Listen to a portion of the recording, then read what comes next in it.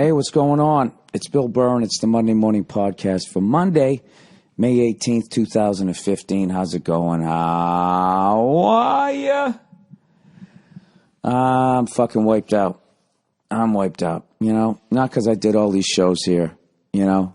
Not because I put in maximum effort to make sure everybody got their money's worth, patting myself on the back. Not because of that. You know why? Because I'm an asshole, and I went out every night until like 3, 4, 5 o'clock in the fucking morning, like I'm still in my 20s. You know? Every fucking night. I always say right before the second show, I'd be like, hey, Verzi, it's going to be an early one, you know? It's going to be an early one. Oh, fuck, who's texting me now? Come on, man. Leave me alone. Can you just leave me alone? Every fucking second show, I'd just be like, hey, I'm fucking, I'm going to call an early one. And Verzi would be like, all right, dude, do whatever you want to do. Do whatever you want to do, right? And then I'd be so amped up after the show, I'd be like, all right, let me just have one little heater here backstage, right? Somebody gave us a bottle of fucking Woodford Reserve, whatever the hell it was. I do a shot, and then that was it. Took a sip of the devil, right? And then I got the demon in my veins, and the devil starts talking. Hey, why don't you go smoke a cigar? Why don't you go fucking over here? Why don't you go over there? Every fucking night. Every night. I've been here for 10 days. I've gone out every single night. I'm on a fucking bender.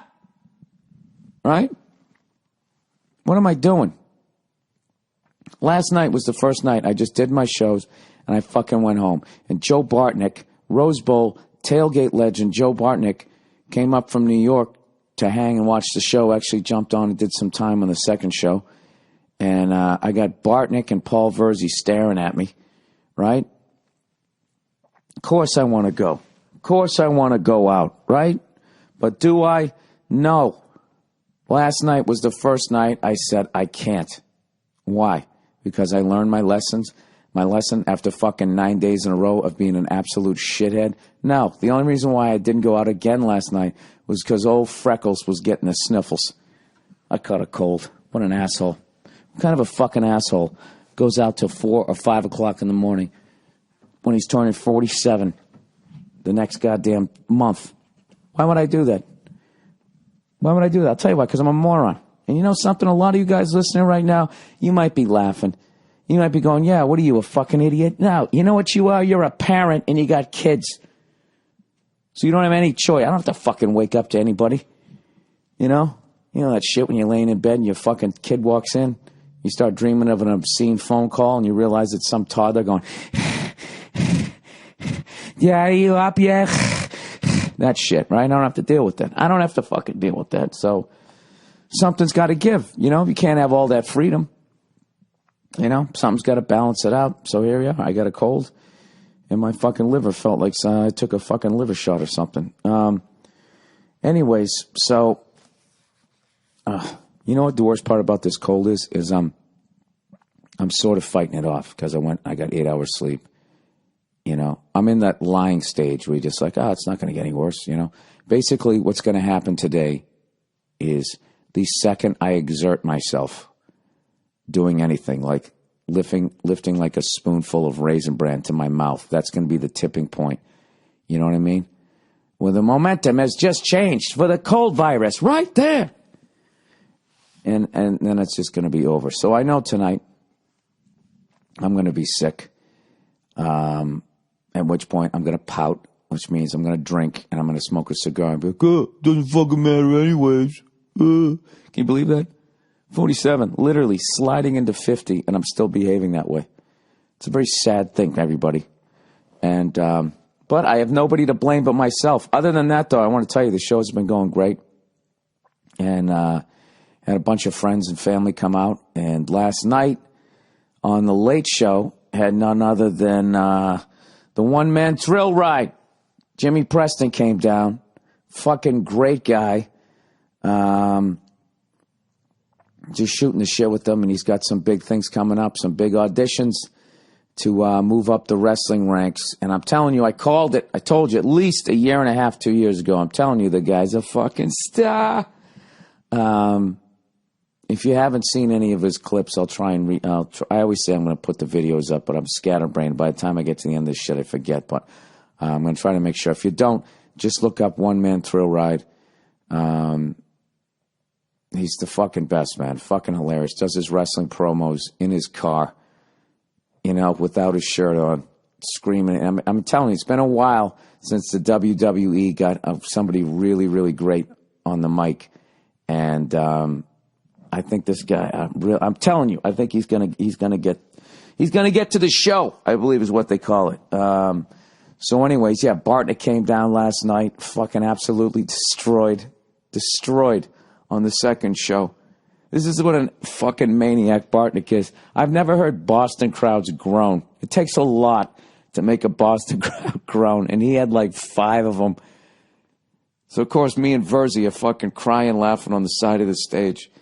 And, but, when, those 5 times when they weren't groaning, they fucking died laughing at the other 100 jokes. He absolutely killed it. So, tonight is the last night. The last night. Oh, the last night for jokes. Summer cold makes me feel awful. So anyway, what am I going to do today? Am I going to take it easy?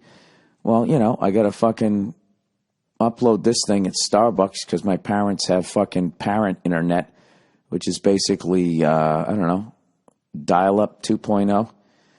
My mom always drives me nuts. She's like, we have the internet. I have the internet. It's like, yeah, you got one of those glow sticks you stick in the side of your fucking computer. So you have it. You have internet all day long. I don't fucking have internet. So then I always have to go up to the Starbucks and I got to stand in the fucking junkie line. You know what I mean? Because I got to find out what the goddamn password is and all of that shit. Plus, I always feel like a fucking mooch.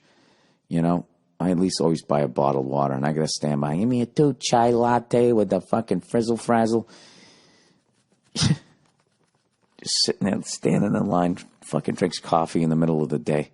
You're a junkie. Okay, you want a glass to wake up, because you're not a morning person. Because you're weak, right? I always love calling people weak. Like, I shouldn't have died years ago, when I had my ruptured appendix. I would have been taken out of the fucking mix, Would have died sweating under fucking 200 blankets in the 1800s. But no, they had to figure out how to cure that shit. And here it is. Because they did that, now you have to sit there and listen to me every week. Why do you have to? You have all the power, but you're playing the victim once again, acting as though you can't shut it off. So, I got to tell you guys, I know I tweeted about this, and I can't believe I didn't bring up my last podcast. I want to give a shout-out to Jesse's Custom Design, airbrush studio that's right here in Boston. And I don't want to butcher his last name. It's Jesse, what the fuck, I'll give it a try. Asiaka?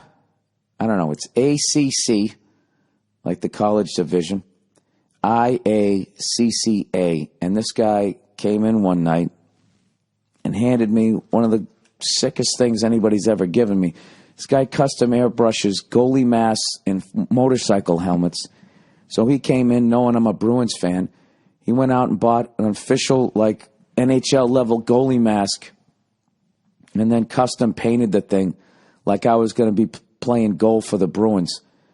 And on one side of it, he had airbrushed a microphone with George Carlin and Richard Pryor. On the other side, he had the drum stuff. He had Bonham's sign, from the Zosos album, whatever the fuck you call it. Then he just had the skull, part of the skull, Steven Adler skull from the Appetite for Destruction album with GNR sort of put on. And on the back, the one that protects the back of your head, he had airbrushed a picture of Patrice O'Neill from the first benefit poster that Bobby Kelly, I believe, helped design. And then on top, he had Go Fuck Yourself. And what was great was the fuck was the Ford symbol. And I have the Ford F-100. It was fucking unreal. If you'd like to check out some of his work, go to Jesse's Custom Signs. JesseCustomSign.com. JESSES.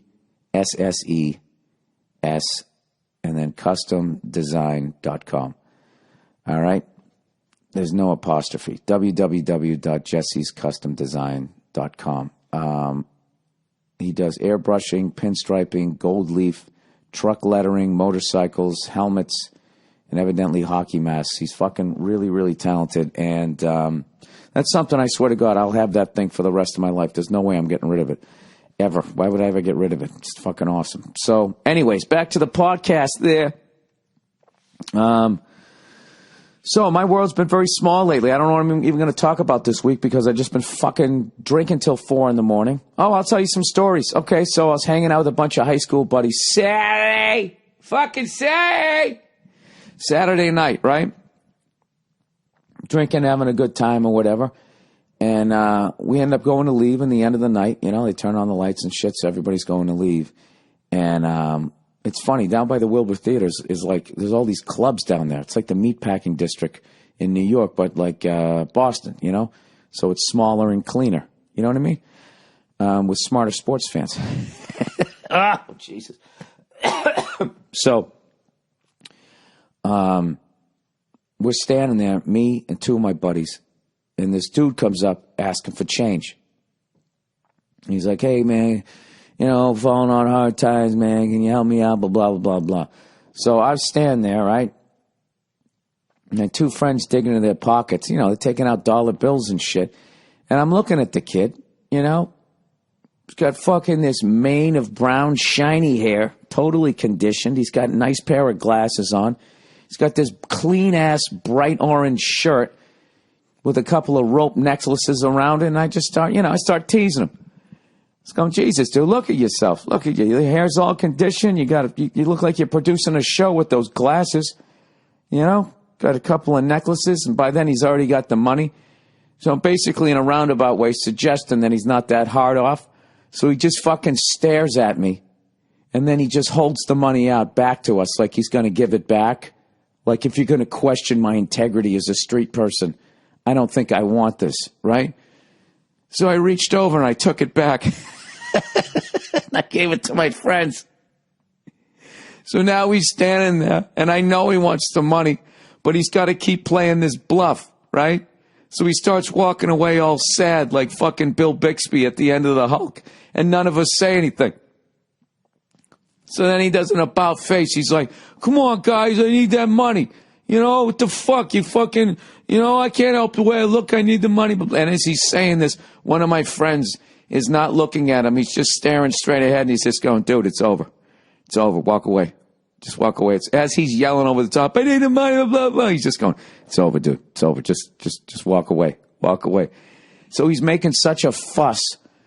One of the door guys at the W Hotel, which is right across the street from the Wilbur, comes walking over, telling the kid he needs to calm down. You need to calm down. And the kid's going, they gave me money, then they took it back, and blah, blah, blah. And we're not saying anything. And as he's yelling, he's looking over at us, and it just so happens this dude in a wheelchair comes by, right? This homeless guy in a wheelchair, one of those guys whose legs still work, so he's walking down the street on his heels, you know, walking frontwards, sitting in a wheelchair.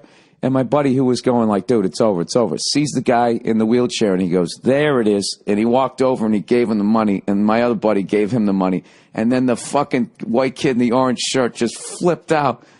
He looked like a monkey, fucking throwing his hands up in the air. Oh, what the fuck? Blah, blah, blah, blah. And he stormed across the street. And I got to tell you, it made my fucking night. You know? I don't know, man. I'm reverse racist when it comes to fucking beggars. You know what I mean? You got to be pretty fucking filthy, you know, as a white person. You got to look like Boxcar Willie. You know what I mean? You know, got to have like no teeth. You know, when people don't have any teeth, they're constantly chewing. You got to look like that. You know, maybe a stick with a handkerchief and a fucking stale sandwich in there. Then all day I'll help you out. All right? But if you're in your 20s, come on. You know, am I wrong here? You're a fucking white kid. You're a white guy in your 20s living in the United States of America. I mean, I used to do a bit about this. You're fucking crushing it. You know? Crushing it. Go home, you know. Sell your fucking skateboard, dude. I don't know what you fucking want from me. Unless they, you know what? If they says homeless vet, then I do it. Iraq veteran or something, then I give the money. If it's a white dude, you know. So there you go. People who are pretending to be homeless but not, or whatever, you're rebelling against your rich parents. All you need to do to get me is just put on a pair of fatigues, get them a little bit dirty, and then act like you were in Iraq, even though you weren't. And I'll give you the money. There you go. That's how it works. Someone else probably fucking me. He just had a douchey face. It just bugged me. He looked fine. He looked fine. Maybe he was in the beginning of drug addiction. His rich parents just threw him out, so he had all his new clothes. I don't fucking know. I don't know. Was that mean? Was that awful? All right, in other news, what's going on in the world of nothing matters, or whatever the fuck I usually say? The world of absolutely nothing. So Tom Brady's going to appeal this suspension, of course. By the way, I want somebody in the last 40 years of me watching sports, I want somebody to fucking find something in the last 40 years, something dumber to get suspended for. 4 fucking games. All right? So the Patriots are going to appeal it, obviously. The Patriots actually just sat down and wrote a 20,000-word report in rebuttal to this Wells report. I mean, how many fucking trees are we going to cut down and chop down over this fucking horseshit before everybody just admits that Jim Irsay is a fucking baby? You know what I mean? So now, Goodell, who's just every time he should zig, he fucking zags. So Brady's going to appeal it, and Roger Goodell is going to be the arbitrator. It's a fucking joke. It was a witch hunt from day one, and now you got a kangaroo court. It's fucking hilarious. You're going to arbitrate the fucking thing. That's like if I'm fucking suing you, and then I'm going to be the judge. Who do you think's going to win? It's the dumbest shit ever. I think this is actually going to end up in a real court, at which point it will be laughed out, and it'll be over. Now, I think they still could suspend them because corporations are allowed to have, rules within the rules of society. So, I mean, shit, they wanted to, they could say he could never play football again because at the end of the day, it is a corporation that Tom Brady works for.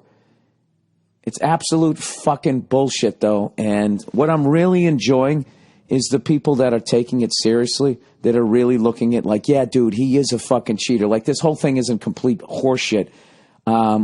What's great about it is it's always those mouth-breathing moron. I haven't found one intelligent fan that I have talked to that actually thinks that this isn't fucking stupid. You know who thinks this is fucking real? People who go to fucking sports bars. And I know Patriot fans go to sports bars too, and I know that there's the mouth-breathing fucking moron demographic of the Patriots fan base. But I'm to all those other ones from the 31 other teams because they fucking hate the Patriots. Those people who go all day, fucking high-fiving, wearing a goddamn jersey with fucking hot wing sauce all over your fucking goatee. Those dopes, those man-titted dopes, they will forever say that they're fucking cheaters. But you know what? I'm fine with it because they're fucking morons. But I'll tell you right now, Tom Brady, one of the greatest quarterbacks of all time, is being fucking railroaded on such a ridiculous fucking level. They're just ignoring everything. They're ignoring that they don't have any fucking evidence. All they have is circumstantial horseshit. They're ignoring the fact this guy overinflates, this guy heats up the ball. Quarterbacks from the past, that guy, the fucking Jets quarterback came out. He's fucking going on and on and on about how he used to do that all the fucking time, and that guy sucked. Didn't make him play any better. Jesus Christ, why don't you fucking... I don't know. I know. I've been talking about this 3 times in a row, but I'll continue to talk about it because I think it's absolute fucking horseshit. Obviously, if you didn't fucking realize it by now, that I think it's absolute bullshit. So anyways, with that, fucking half a cunt hair of air out of the ball, and that's why you lost by 38 points. Really? That's all I need to do to start throwing strikes when I get out there? Good fucking Lord. Good. That's like fining somebody in the NBA for cheating because of what the level that he wears his socks. Well, he had his socks too low. That's why he hit those fucking 12 3-pointers to fucking beat us. Give me a break. Jim Irsay is the biggest fucking baby fucking owner ever. Get that guy a fucking pacifier. We lost. There must be something wrong with the rules. Somebody change them. Oh, wait, I sit on the rules committee. I think I'll change them. All right, here we go. Let's do a couple of reads here for the week. Ah, fuck. I'm starting to get fucking congested here. All right, speaking of sports, DraftKings, everybody. Have you heard the news? I heard it on the news. Have you heard the news? DraftKings.com crowned its first ever fantasy golf millionaire. Wait, people play fantasy golf? This guy won $1 million doing that? Jesus, how pissed was the fucking chick who dumped him right before that? I can't do this anymore. I mean, you're betting on golf. You're pathetic. She'll probably take him to court. I supported him emotionally. Anyways, could you be next, everybody? DraftKings is America's favorite one-week fantasy golf site where you can win huge prizes every week during every tournament. Just head to DraftKings.com before tee-off on Thursday.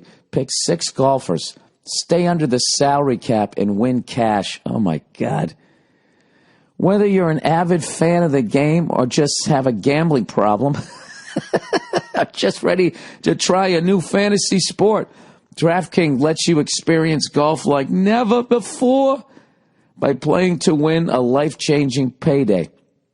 These are the biggest one-week fantasy golf contests anywhere, and only DraftKings has them. You got to admit, you don't hear anybody winning $1 million off a bookie, do you? This is pretty good. But, guys, go easy here, okay? Have fun. This is supposed to be fun, all right? Hundreds of thousands of fantasy sports fans just like you discovered DraftKings. Now is your turn. Remember to pick your players before tee-off on Thursday morning to seriously cash in by Sunday night. Hurry to DraftKings.com now and use the promo code DEFENSE, DEFENSE, to play for free in the $100,000 fantasy golf contest this Thursday. First place takes home $10,000. Enter defense for free entry now at DraftKings.com. DraftKings.com, that's DraftKings.com. All right, what else do I got here? Oh, look at this, everybody. Look who's back. Old Trunk Club. Old Trunk Club. Guys, you might hate shopping, but you still want to look good, right? You still want to look good for the ladies. Yeah, or maybe for the fellas, Maybe you're a gay guy. You're one of those gay guys that doesn't know how to dress. You stand there all flustered, going down there on, the gay night that they have, like they do down at the Wilbur. One of the nights they have gay night, right? Although everybody looked like they could dress that night, from what I could tell, And they were very nice to me. What if you could snap your fingers, hey, and have a trunk full of clothes that fit perfectly and make you look amazing? You're going to love what gets delivered to you from Trunk Club. At trunkclub.com/burr, you answer a few simple questions about your look, your style, and your size. And then they assign a real person who helps to style you. Oh, I kind of like work boots and flannels. They email you a list of clothes they recommend sending you. You approve, and at no cost to you, they ship a trunk full of fresh new clothes to your door. You try them on, you keep what you want, you send back what you don't want in their prepaid box. That's it. A better wardrobe than you could ever pick out yourself in minutes. Did I mention the service is free? Your stylist, the shopping, the box, even the shipping, all 100% free when you go to trunkclub.com/burr. Only pay for the clothes you keep. No ongoing subscription, no hidden charges, no malls. Just great clothes handpicked for your style. All right? You're going to thank me for this, and right now it's completely free. So get started at trunkclub.com/burr today. That's trunkclub.com/burr. Hang on a second. I got to hit pause. All right. It's official. I got a cold. God damn it. You always lie to yourself like you're fighting it off, right? Well, I'll take some emergency, some othilocotton, whatever the fuck it's called. I'll drink a big glass of OJ. I put on a wool hat. Yeah, once it got you. What a fucking moron. Who the fuck does all these shows? I wasn't taking any vitamins. It's fucking hilarious. You know what my mom said this morning? I said, my mother's like, hey, how you doing, Hey, how you doing? What's going on? This is the Mom Morning Podcast. She says, hey, how you doing? I said, I caught a cold. I've caught a cold. You know what she said to me? She said, well, what did you think was going to happen?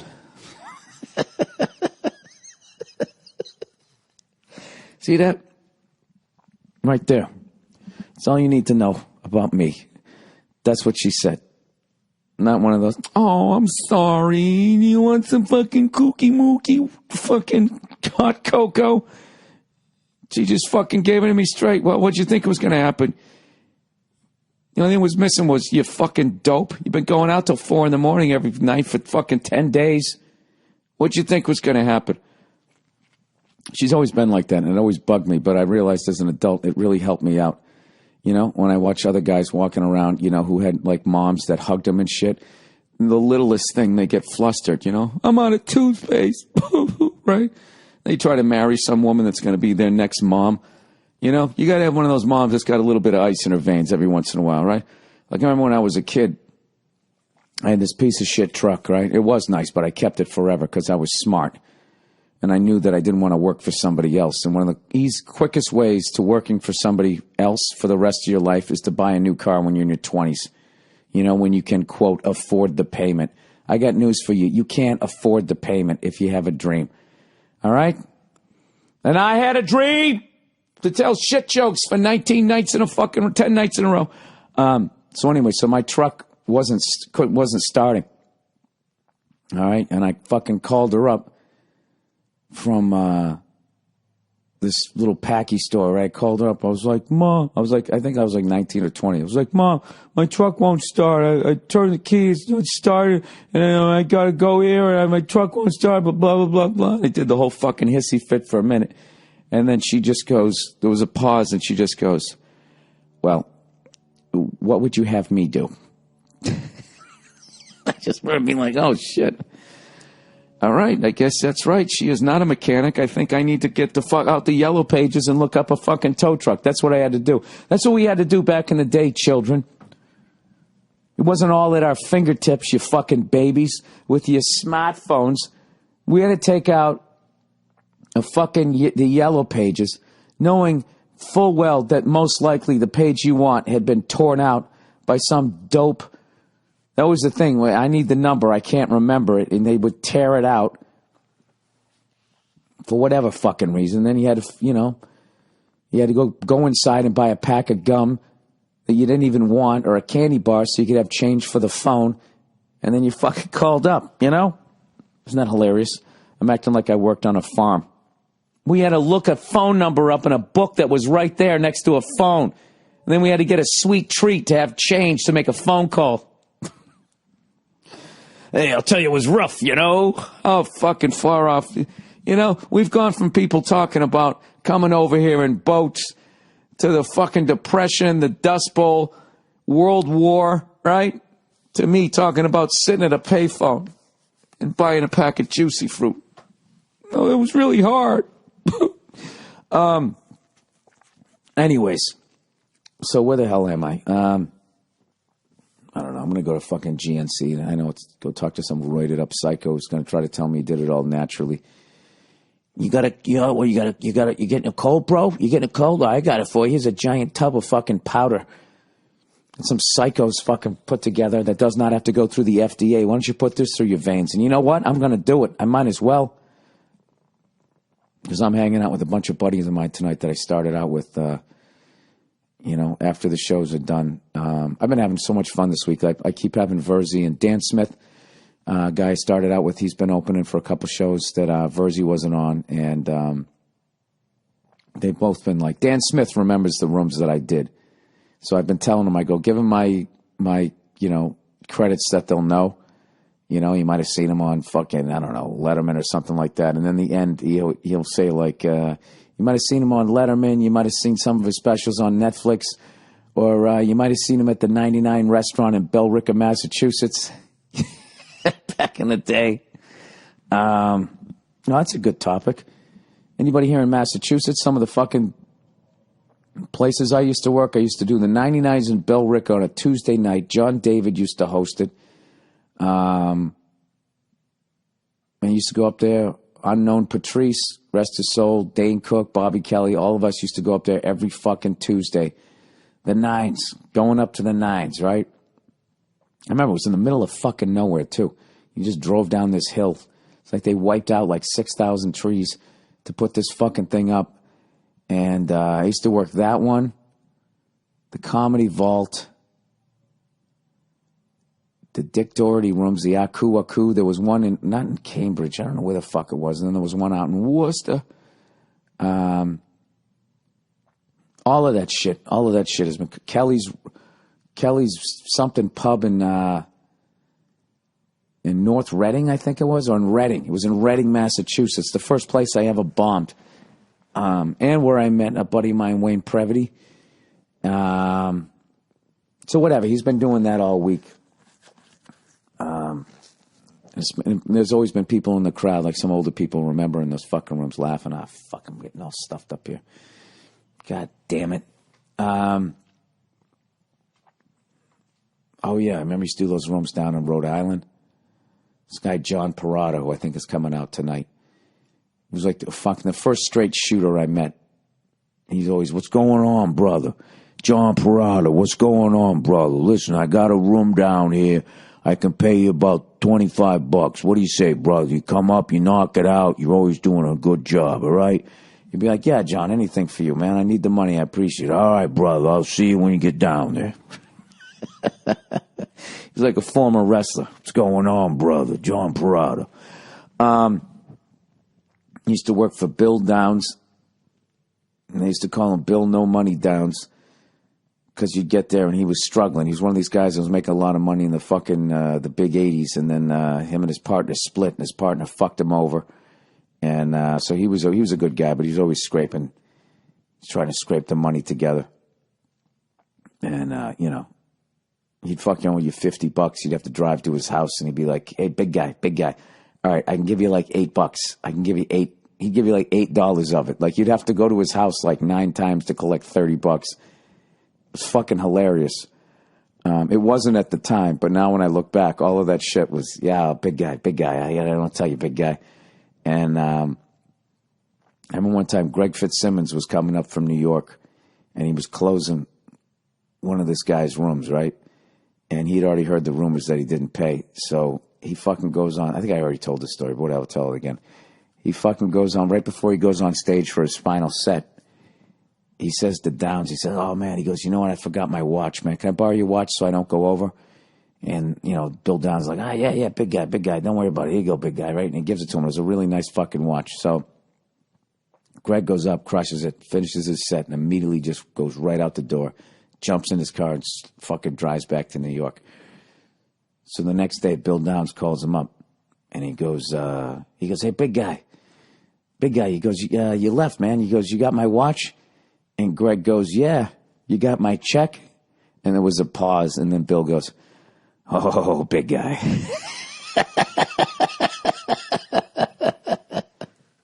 So he waited till the fucking thing cleared, and then he sent him his watch back. It's fucking brilliant. The kind of shit that I never would have thought to fucking do. So anyways, all of those stories have been coming back. Some of the guys who've been coming in town hanging, and we're just sitting there laughing, talking about all these fucking rooms we used to play in. And, oh my God, you'd go in there and there'd be like a Bruins game on. And this is back, they're still playing in the Garden. Neely was playing and all of that shit. So, they were the fucking second coming of the big bad Bruins. Every game was exciting. It was the early 90s, so the second golden age of hockey, it was just coming to a close where, it was the perfect balance of physical play and just unbelievable goal scorers. Every team wasn't playing the trap. The players weren't fucking gigantic the way they are today. It was before the clutch and grab era, and it was just awesome hockey. So every fucking game, it seemed, was great. A couple of great rushes, an unbelievable goal, and a couple of fights. It was the fucking greatest. And we'd go in and do stand-up in these pubs, and the people would have no idea there was a show. I always remember there was always supposed to be a sign, and the guy never hung it up. And there'd just be some fucking awful fucking Radio Shack microphone or something, and they would just cut the sound off on the game. And right as people at the bar were going, dude, what the fuck? Someone would be like, hey, everybody, welcome to the first comedy night here at Sucker Punch Bar in fucking South Boston. We're going to try to do this every week. And people, shut the fuck up. Screaming at you. And you just be sitting there hanging your head going, all right, here we go.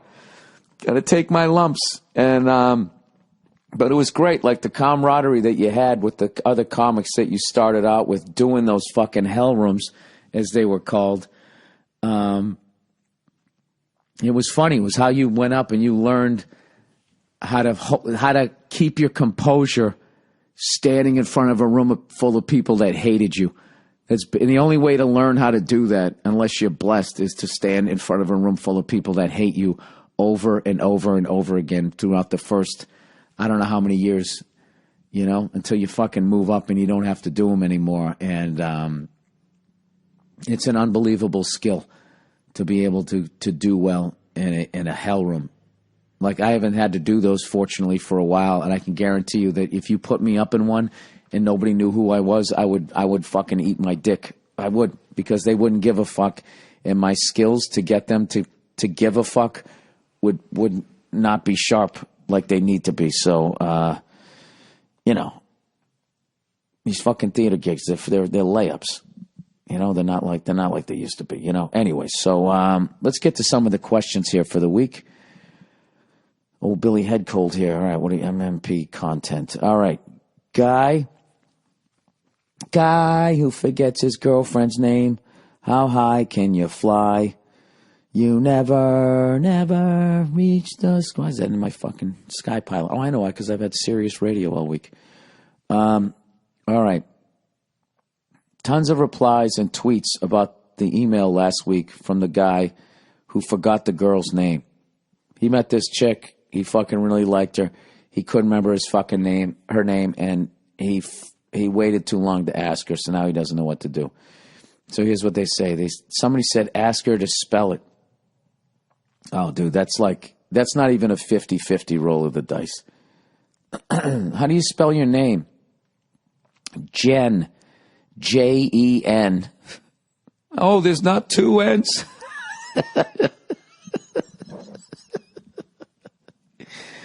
How do you spell? Hey, how do you spell your name again? Amy. Amy. If she has an easy fucking name, it's gonna, and a regular last name,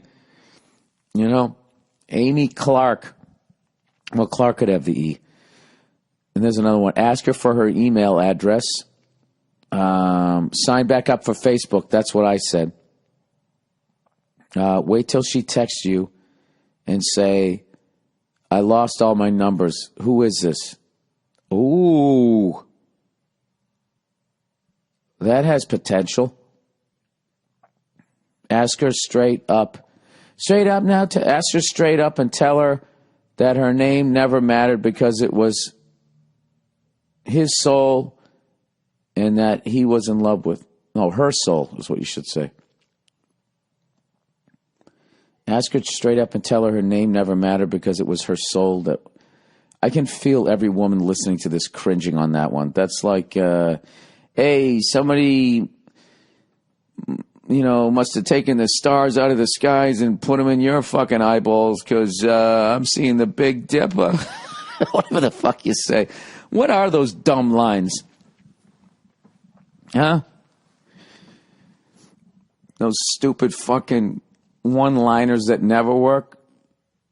Hey, did you ever go to the Grand Canyon? Because your cleavage is fucking off the hook with the stars in your eyes.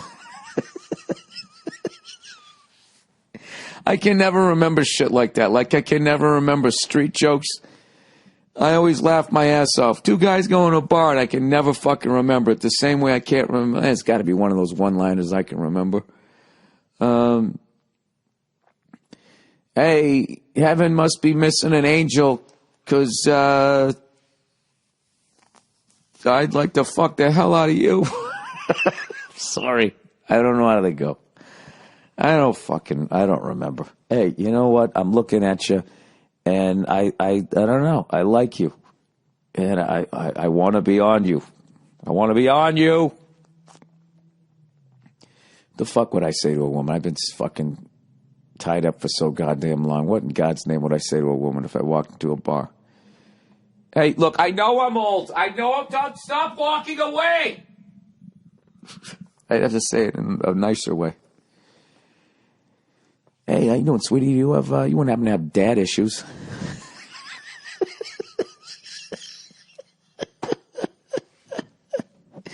I want to do this. This is a good YouTube video. The worst fucking pickup lines you could come up with. You just have you mic yourself up and you just hit on women in the worst fucking way. You know? You and a friend of yours, and then you have like a point. You have a point system, all right? Okay, if they get up and walk away, that's 1 point. Whoever gets the most points wins, all right? And the whole thing is to be funny. You're not actually trying to pick them up, all right? So here's the game, all right? If they get up and walk away, that's 1 point. If they throw a drink in your face, that's 2. If they slap you, that's 4. No, that's 3. Well, whatever. Here's a point system. I think you should get a roll of the eyes.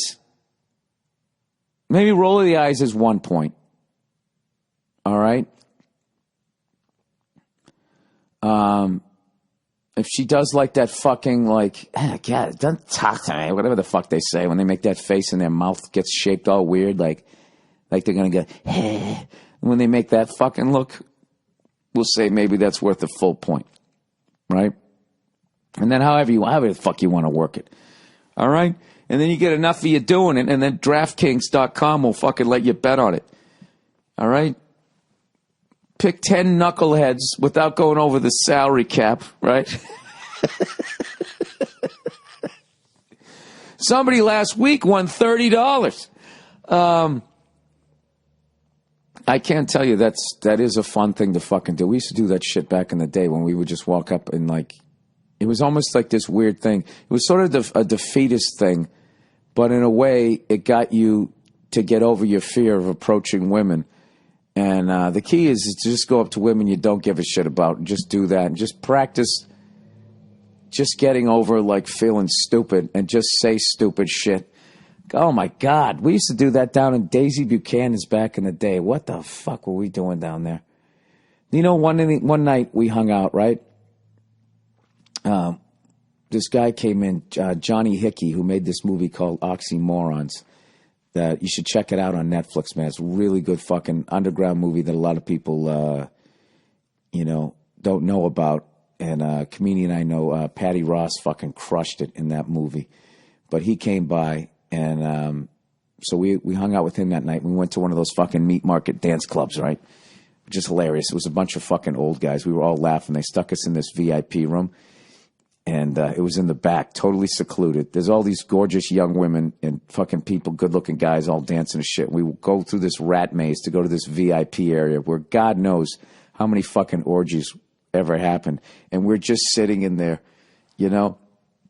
3 married guys, 2 guys in AA. So the ladies come in, right? The fucking waitresses, dressed all hot, and they looking at us. They come in hey, and looking at us. And I think one of us ordered a 7-Up. By the end, one of them was just sitting down talking to us about comedy. It was fucking pathetic. But anyways, Verzi had left his phone over at the Wilbur Theater, and they had locked the place up. So I called one of the guys, and fortunately he was still in there settling up some shit. So I ran over there to help him. And as we're walking back to the club, I was going, Jesus Christ, Verzi, look at these women here. My God, I don't remember Boston having this many good-looking women, right? Fucking thick-thighed Clydesdales walking down the street, just crushing it, right? And as I said it to Verzi, we were walking into the club, and there's these 2 girls sitting on a curb crying. He goes, yeah, they're beautiful. He goes, most of them are crying. And I go, that's because they're trying to find love in these clubs, fucking dopes, right? And we just started fucking dying laughing because you're looking around at all of these, the type of guys that go in there. You know what I mean? Those guys who actually take selfies. Actually, I take selfies in front of sports things, but the duck lip guys and who do the fucking peace sign, you know what I mean, and get their eyebrows shaped. What are you going in there for? You're gonna find a meaningful relationship? Yeah, you're not gonna find anybody in there. You gotta join a fucking volleyball or a softball league. That's where you're gonna find a good guy, right? Yeah, Granny's probably going to have some sort of a drinking problem. You know what? I don't know that I'd go to a softball league to meet a guy. I'd do that to meet a woman. Like if a woman was playing like softball or some shit. You know what I mean? Jesus, I just pictured some girl just fucking grunting when she throw. Just making the throw from third. I have the worst ideas. Don't fucking listen to me. Whatever. But I can tell you right now, you're not going to find your wife or husband in one of those fucking dance clubs, are you? Yeah, you're going to have to having your shoes off, crying in the gutter. And you deserve it. You don't deserve it unless you keep going back and forth trying to find it. All right, let me read a couple of these fucking things here. Let's get out of here. Let's get out of this. All right, here we go. The classic, everybody. Stamps.com. You do whatever it takes to make sure your business runs efficiently, don't you? But constant trips to the post office can get in the way of a productive day. With Stamps.com, you'll be able to spend less time at the post office and more time growing your goddamn business. Stamps.com makes mailing and shipping easy. Hey, take it easy. Use your own computer and printer and print official U.S. postage for any letter, any package. Stamps.com does all the thinking for you. With the digital scale, it will calculate the exact postage needed. It helps you decide the best class of mail based on your needs. Join over 500,000 small businesses that use Stamps.com and never go to the post office again. I use Stamps.com to send out all my my posters that I sell after the show. After the show, I'll be standing there with my posters. Would you like to buy one? Right now, use my last name, Burr, B-U-R-R, for this special offer, no-risk trial, plus a $110 bonus offer that includes a digital scale and up to $55 free postage. For Christ's sake, what are you waiting for? Go to Stamps.com. Before you do anything else, click on the microphone at the top of the page, the home page, and type in Burr, B-U-R-R, Bravo, Uniform, Romeo, over there. Stamps.com, enter Burr. I just fucking stuttered over my own goddamn name. All right, the last one. Legal Zoom. We're gonna zoom, zoom. We're gonna legal Zoom. Come on, give it a try. We're gonna show you just why. We're gonna teach you to get an LLC. Are you the next world famous entrepreneur? Are you? You fucking dope. Or maybe you don't care about fame. You just want to help people. Whatever your motivation is. If you're an innovator, it's easy to launch your dream this month with LegalZoom. Incorporate or form an LLC to start your business. Register your trademark to protect your products and services. Apply for a patent to secure your invention. Over the past decade, LegalZoom has helped more than 1 million people just like you turn their ideas into reality. So, what's special about this month? You might be asking. Maybe you're not asking. Maybe I'm asking questions for you and it's getting annoying. For a limited time, you can get special savings on any trademark, copyright, or provisional patent application. Go to LegalZoom.com today to get started. They can help you if you have a great idea, but you're not sure where to begin. Since they're not a law firm, you can get advice from a LegalZoom's network of independent attorneys in most states. That means you can get the guidance you need to get your great idea off the ground. Don't forget to enter Burr, B-U-R-R, in the referral box at checkout this month for your special discount. LegalZoom.com, promo code Burr, B-U-R-R. Legal help is here. All right. So anyways, I did mention in that, I believe. Oh, I don't believe that. I did mention at one point that the... shit. What the fuck? Oh, yeah. I've been going out after every show, signing the posters and shaking hands and everything. And everybody's been fucking great. I do have to tell you, though, there's some people out there that don't know how to shake a hand. And I'm not talking about the limp, the dead fish handshake. I'm not talking about the lobster claw, like you're helping me out of a carriage on prom night. I'm not talking about either one of those. I'm talking about the guy, when he goes to shake hands, he fucking brings his hand way out to his side, pauses, and then just fucking like 90 miles an hour grabs your hand, almost like fucking rips your arm out of your socket. It's like the fucking handshake version of Charles Barkley's golf swing, where it goes up to the top and it stops for a second and then fucking follows through. Every show, there's like one guy who does that. And I'm hoping I'm talking to somebody right now who does that. Don't do that. You shake somebody's hand, you look them in the eye, you reach out, okay? Point A to point B. Firm handshake, and then you let go. That's it. You don't bring your fucking hand out and try to fucking grab it, and then grab it at a weird fucking angle, and then pull it towards you as you shake it, you fucking dope. I swear to God, I'm going to say something tonight if somebody does that. Just be like, dude, what is your like fucking... That's like those guys that just, they can't handle like, oh, I'm going to touch another guy. Oh, I got to get all tensed up. Fucking yanking the goddamn thing. Drives me up the fucking wall. And I actually debated bringing that up to you guys, because God knows somebody's going to do it on purpose and think they're funny. Oh, I'm trolling you. Whatever the fuck these fucking kids do nowadays. Whatever, it is worth it. If I can just get one person to just stop doing that. Just fucking relax. Point A to point B, firm handshake, you let go, and it's over. All right? There you go.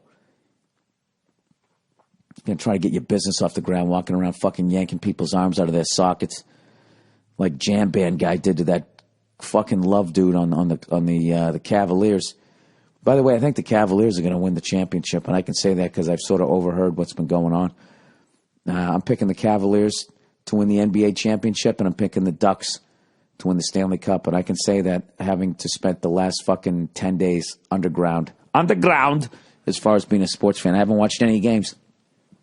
I got nothing, you know. I'm working the entire time the games are on, the early games and late games, and then at night when I come home, my parents are asleep in front of the TV watching Fox News.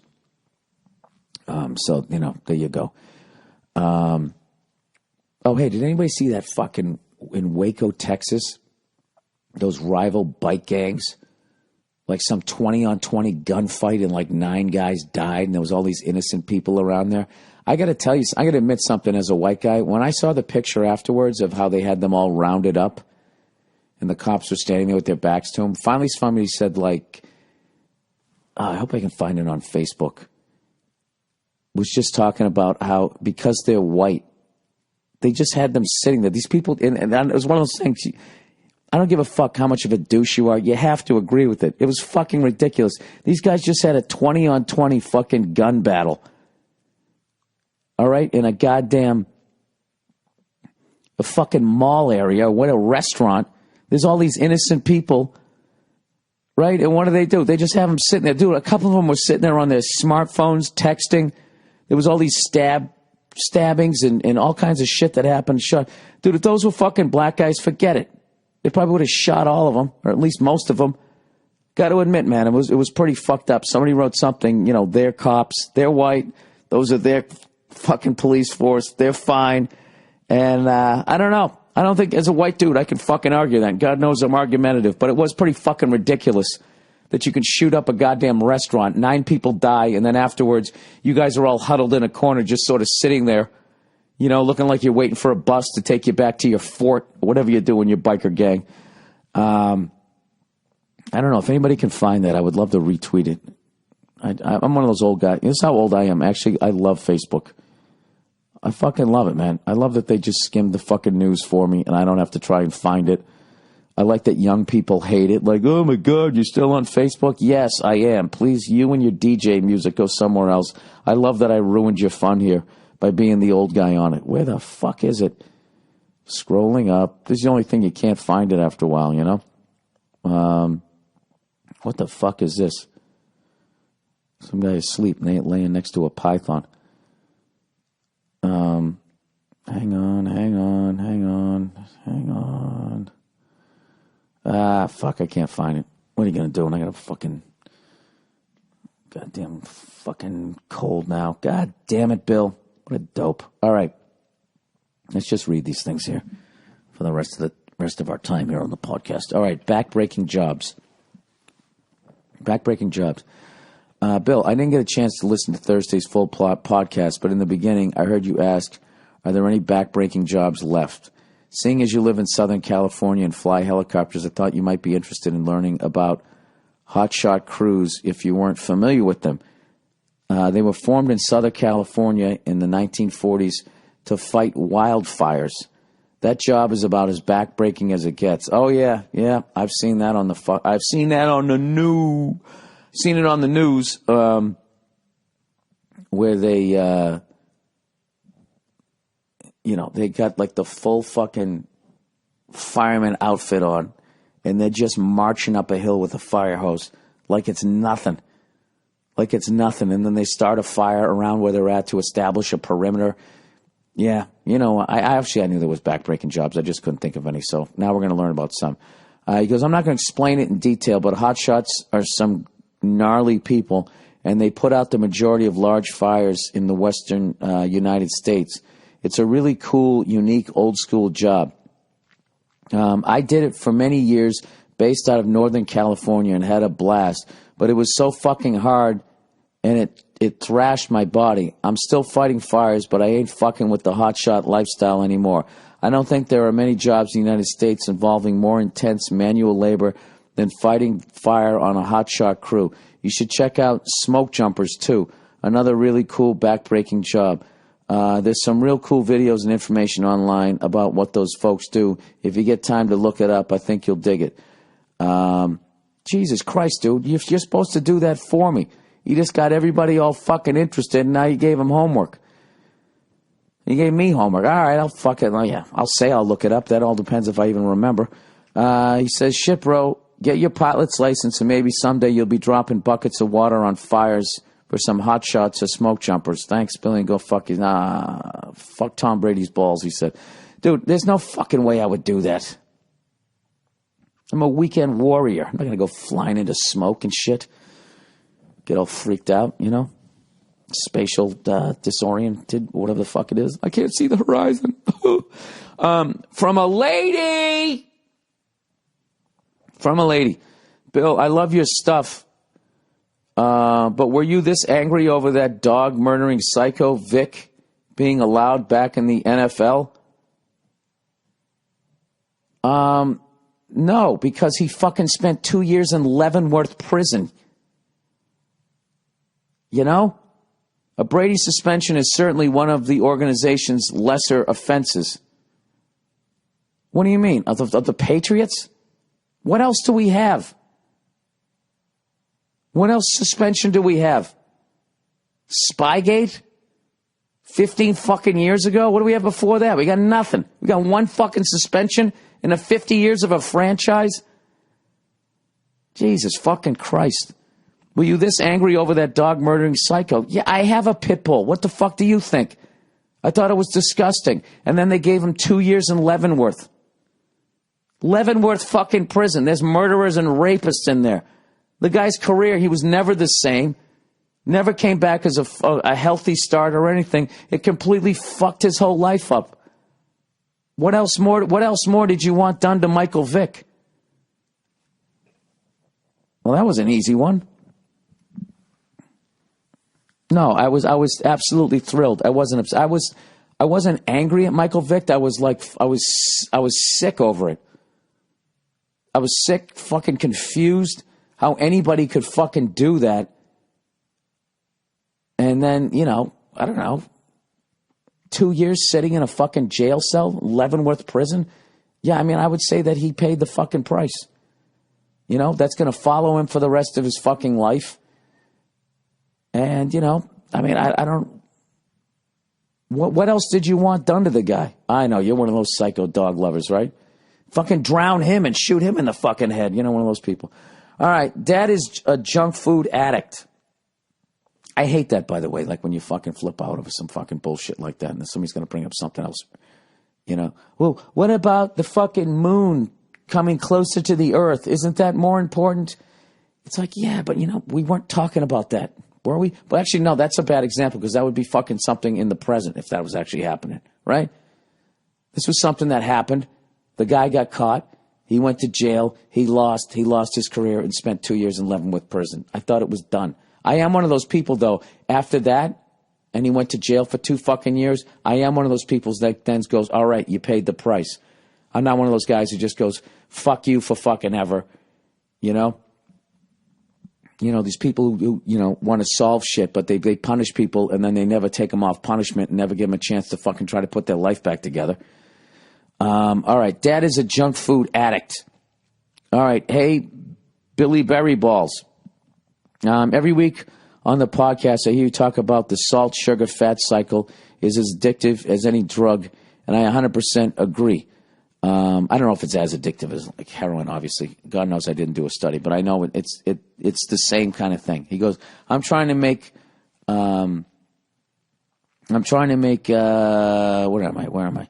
Trying to make good dietary decisions in my own life, but I'm worried about my dad. Every time I visit home, I see him plowing through shells of Oreos, steaks, pasta, and an unthinkable amount of soda. He's in his 60s, type 1 diabetic and overweight, yet he does nothing to improve his diet. Every time I try to get him to eat something healthy or even keep the lettuce and tomato in the cheeseburger, he gives me a response you'd expect from an alcoholic who's been cut off from the bar.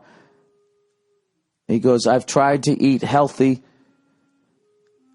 Oh, Jesus Christ, my brother's fucking over here practicing his clarinet. I'm fucking from the most crazy family ever. He gives me a response you'd expect from an alcoholic who's been cut off at the bar. I've tried to eat healthy in front of him. I've voiced my concerns. I've even made fun of him, but eventually he eats what he wants. He's the guy who raised me, and he's paying for the groceries, so it's hard to sway him, especially when he's so stuck in his ways. What can I do to get him to eat healthy once in a while? Oh, Jesus. I don't know what to tell you. That's a let me shut the door here when my brother plays the horn here. Hang on a second. Jesus Christ. There we go. Fucking unbelievable. That's the family I come from, though. You know? He's a fucking sick-ass guitar player, and then you just got to move on to the next thing. All right, now I'm going to fucking go after the clarinet. I don't know. You know, it's your fucking life, whatever you want to do. What was the question? What can I do to get him to eat healthy once in a while? Write him a letter. All right? I think he's one of those guys you can't come at him like that. Just tell him, give him some stats and just tell him he's going to fucking die. And you don't want him to die because you love him. I would do that, and then it's up to him, okay? And then you can feel good if something bad happens that you actually, you fucking tried. Try to get him to go for walks or something, because that's not going to end well, man. I had a friend who was a diabetic, and he's no longer around, man. It's a fucking brutal thing, but yeah, it's hard to help someone that doesn't want to help themselves. So whenever I've had people like that in my life, and I always went with the letter, and I always found the letter was a great way because they can read it when they want to sit down and read it. They're by themselves. You're not looking at them when they're doing it, so they can actually maybe have their guard down a little bit and take it in, because it sounds like, your dad is defensive or he's set in his ways and all of that shit, and I don't know. That's fucking it sucks. It definitely that's a very difficult thing to do. I've had people who have, problems with booze. I should fucking talk 10-day goddamn bender, right?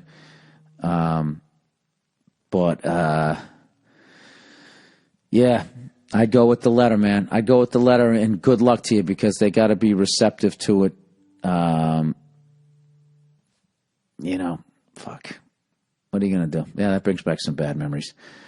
All right, let's end on a positive note, though. I just got a tweet from the One Man Thrill Ride. We got a picture back in the dressing room, man. This fucking guy's hilarious. What does he say here? Awesome meeting Bill Burr last night. New material was gold. Joe Bartnick, Paul Verzi crushed it too. Great night. Yeah, man, it was a fucking sick night. Sick night here. And before, next time I talk, this run's going to be over. And I'll have a cold. And you know what? It was fucking worth it. I want to thank everybody who's come out to the shows, everybody who bought the posters, even came by and said hello, even those people who don't know how to shake hands. Thank you for coming out. I don't think I'll ever do this again. 19 shows at one fucking place. It was a hell of a run. I did it. And if somebody breaks the record, God bless you. It's all for you. It's yours, dude. I don't want it. I don't want to try to come back. Thanks again to... let me say this right. Jessie'sCustomDesign.com for that unbelievable goalie mask that you made for me. Thank you, Jesse. I swear to God, I'll have that thing forever. It's going right in my office in the most prominent place I can find. And thanks to the Thrill Ride for coming down. Good luck with your big audition coming up. I know you're going to crush it. And good luck to Roger Goodell. You know, I know he's got a tough case coming up where he's on one side of it and he's judging it. Good luck to you, Roger. I hope you're able to somehow, you know, really bring the hammer down, you know? Really bring the hammer down. Two games for fucking knocking out your fiancé in an elevator, but 4 games for letting a cunt hair of air out of a ball in a 38-point loss. You know, why don't you look at ESPN's study where they show it was a disadvantage, for fuck's sakes. Whatever. What are you going to do? All right, that's it. You know, not to say that what Vic did was lesser. Go fuck yourselves. I'll talk to you on Thursday when I'm just checking in on you.